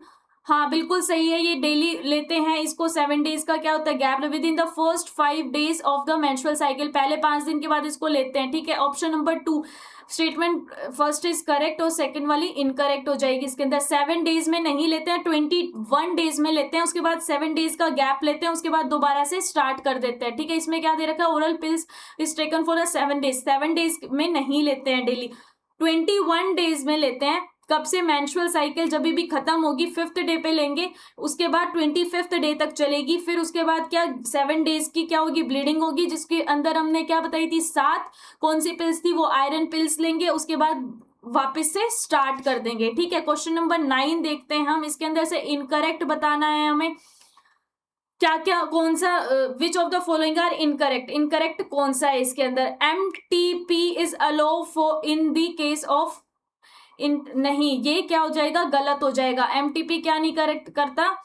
यहाँ पे इंटेंशनल फीमेल फ्यूटिकल नहीं करता है, ये पहला गलत हो जाएगा। MTP is get rid of unwanted और अनसेफ प्रेगनेंसीज। या बिल्कुल सही है, ये अनवांटेड प्रेगनेंसी को क्या करता है? रिड करता है ये। ठीक है, यहाँ पे क्या हो जाएगा? First trimester abortion are risky. नहीं, फर्स्ट ट्राइमेस्टर में हम कर सकते हैं, उसके बाद सेकंड थर्ड ट्राइमेस्टर बहुत ज्यादा सेकंड थर्ड तो बेटा बहुत ही ज्यादा रिस्की होता है, सेकंड ही रिस्की होता है। ठीक है, फर्स्ट ट्राइमेस्टर में हम कर सकते हैं। तो पहला और तीसरा किसके अंदर है? वो गलत हो जाएगा। फोर्थ ऑप्शन इसका क्या हो जाएगा? सही, क्योंकि इसमें क्या पूछ रखा है? इनकरेक्ट पूछ रखा है। ठीक है, ये क्या है? द ओपिनियन ऑफ, ये वाला भी क्या हो जाएगा? इसके अंदर गलत हो जाएगा। Okay, fourth option. नेक्स्ट हमारा क्वेश्चन नंबर 10 है। ठीक है, स्टेटमेंट दे रखी है, government of India legalise MTP in 1951। 1951 में किया गया था? नहीं, पीछे किसमें? 1971 में किया गया था। Okay, MTPs are considered relatively safe up to 36 week of pregnancy. नहीं, 36 वीक ऑफ प्रेगनेंसी में नहीं होती है ये सेफ, फर्स्ट ट्राइमेस्टर में सेफ रहती है। हमने क्या बताया था? 12 वीक्स के अंदर बताया था। तो फिर स्टेटमेंट 1 और स्टेटमेंट 2 दोनों क्या हो जाएगी? इनकरेक्ट हो जाएगी। Statement 1 and statement 2 both are incorrect. ठीक है, ये था हमारा बेटा आज का चैप्टर, जो कि बहुत छोटा था, बहुत ही ज्यादा छोटा था, जिसमें हमने पीछे पीवाईक्यूज भी देखे सारे, और सारे क्वेश्चंस अच्छे से किए हैं हमने। जिसमें भी प्रॉब्लम हो कमेंट में बताना किस चीज में प्रॉब्लम है आपकी। ठीक है, ये हमारा पूरा रिप्रोडक्टिव हेल्थ था। Okay, thank you.